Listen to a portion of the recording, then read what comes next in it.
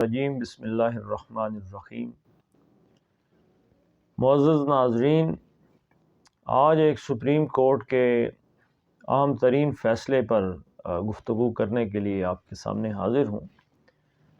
جس میں supreme court نے ایک بہت ہی عام نقطے پہ فیصلہ دیا ہے کہ ایک عورت جو کہ فوت ہوتی ہے 2015 میں، جبکہ اس کا بیٹا 1995 میں فوت ہو جاتا ہے اور اس کا پوتا وہ 2008 میں فوت ہوتا ہے، اور اب اس کا پڑپوتا ہے کہ جو پریپوزیشن سپریم کورٹ کے سامنے آئی ہے کہ جو عورت اب فوت ہو رہی ہے، جس کا بیٹا بھی اور پوتا بھی دونوں فوت ہو چکے ہیں، اب اس کا پڑپوتا ہے جو اس کی وراثت کے لیے عدالت میں آیا ہے کہ اس کی وراثت کا حقدار اس کا پڑپوتا ہے، کہ اس کا پوتا اس عورت کے فوت ہونے سے پہلے فوت ہو گیا ہے۔ تو سیکشن 4 کا حوالہ دے کر انہوں نے اپلیکیشن فائل کی وراثت کے لیے، جسے سپریم کورٹ نے ڈکلائن کر دیا، یہ کہہ کر کہ سیکشن 4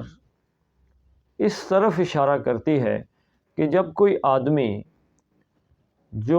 جس کا بیٹا اس کی زندگی میں فوت ہو گیا لیکن اس کا پوتا موجود ہے،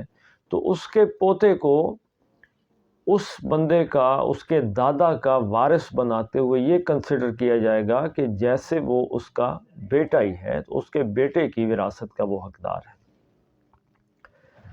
جبکہ جو پوتا ہے وہ بھی فوت ہو گیا، تو اب پڑ پوتا ہے اس بندے کا جو اپنے آپ کو سیکشن 4 کے سہارے سے اس کا وارث ڈکلیئر کروانا چاہتا ہے، لیکن سپریم کورٹ نے اس بات کو ڈکلائن کر دیا کہ پڑپوتے کو ہم پوتے کی جگہ پر نہیں رکھ سکتے، یعنی وہ پوتا جو اپنے دادا کا براہ راست وارث بن جاتا ہے، ایسے ہی کہ جیسے اس کا باپ بیٹا ہونے کی حیثیت سے بنتا، وہ پڑپوتا وہ اپنے دادا کا وارث نہیں بن سکتا، یعنی اپنے پردادا کا وارث اس کے بیٹے کے طور پر نہیں بن سکتا۔ سپریم کورٹ نے اس کو ڈکلائن کر دیا۔ تو سپریم کورٹ کے اس فیصلے کی روشنی میں جو پڑپوتا ہے وہ اپنے دادا کا وارث، پردادا کا وارث نہیں ہو سکتا، کیونکہ اس کا والد اور دادا دونوں فوت ہو چکے ہیں، تو وہ اپنے پردادا کا وارث نہیں بن سکتا۔ السلام علیکم ورحمۃ اللہ۔